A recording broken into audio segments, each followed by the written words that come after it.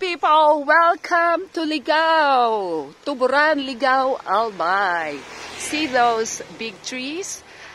Back in the days when we were visiting this place, there's nothing, no trees like this. So it's doable. You can reforest your place. But yes, it's nice in here. It's nice to be back after so many years. Malapit pa, umpisa ka palang kalma. Pare ka ang taga rito ah. Guys, this forest, this is Kawa-Kawa. At the beginning of the development of this place, there is no tree. Right now, it's a lot. So to get here, you have to go to Ligao, Albay, and before we can freely come up here, there's no entrance.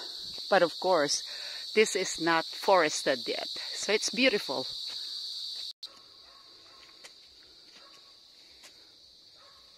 Alright, I think I'm running out of battery and I'm running out of breath. Guess what I found?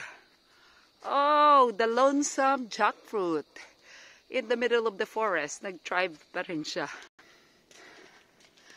You can't miss this place. By the way, it's called Kawa-Kawa because the word Kawa. So if we are fortunate, lucky enough. Wala, kasi I know it's free here. Not anymore. Correct. For crying out loud, it should be free for Ligawenyo. Because they're supposed to be walking here to get the citizens healthy. You encourage people to engage in walking. But now that you put entrance, then it will cost money for the people. That's why now, you notice, I have no people. Normally when I come up here, I see a lot of people going up and coming down. Anyway, back to the Kawa. The word Kawa itself is like, how do you call that? Kawa in English? A pot? No. A kettle. Big skillet. Yeah, it's a skillet. A deep skillet. So you will see it later. Or a wok, yan. Walk with yan. Walk. Yes. It's walk. Chinese walk and then walk with yan. Walk yan. Anyway, so before you can see it, that it's a shape of a kawa.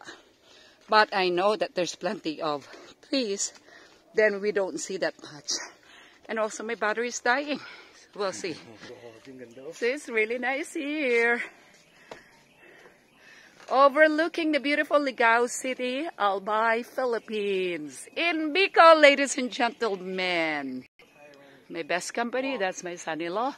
And of course, myself. Hello.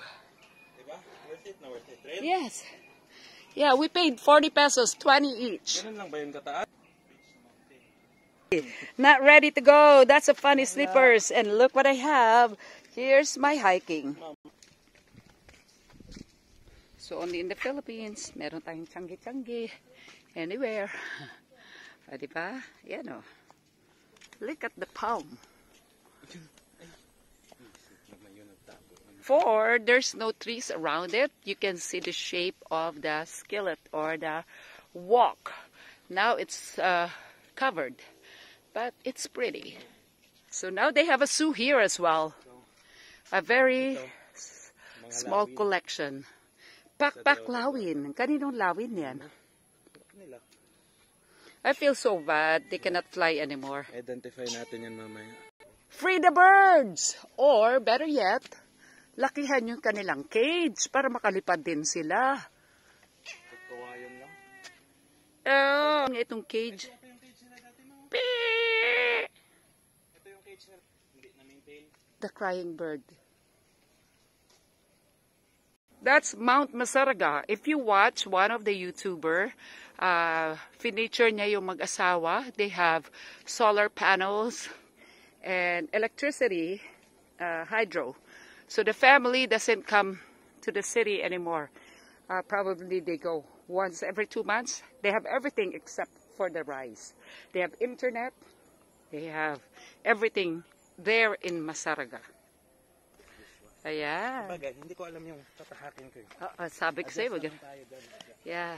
So anyway, guys, my battery is dying. Anytime this one will die on me. So I will be saying goodbye for now. But up until this one will be dead. From there, you see that. And then look at the majestic Mayon volcano. That's just the top. How can you not like the scenery? Beautiful. Worth it na worth it yung pagpunta. Oo. Oh, the wind. Let's have a 360 degrees, the view. There are some interference or blockage simply because there's mountains and big trees. See this one? Look at this mountain. The mountain ranges of Bicol. Na-experience. Paghatid kay... Ayun na, lumabas na yung vulkan.